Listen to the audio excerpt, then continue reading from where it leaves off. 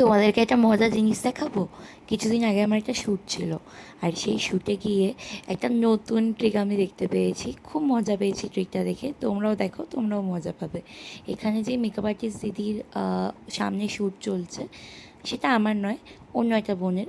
তো সেখানে ওরা একটা নতুন ট্রিক ইউজ করেছিল।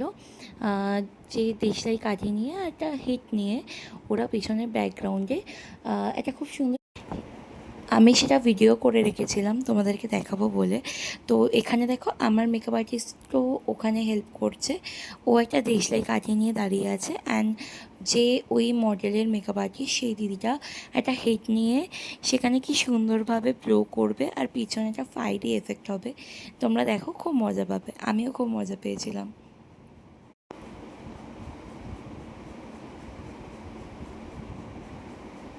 কী দারুণ না ব্যাপারটা! আমি খুব খুব ভালো লেগেছিলো আমার ওই সিনটা। অ্যাকচুয়ালি আমিও ভাবছি নেক্সট শ্যুটে আমিও এরকম কিছু একটা করব। যদি অবশ্যই এটা ওয়েস্টার্ন লুকের সাথেই বেশি যায়, তবে আমি চেষ্টা করব যে ব্রাইডালের সাথে এরকম একটা কিছু করার।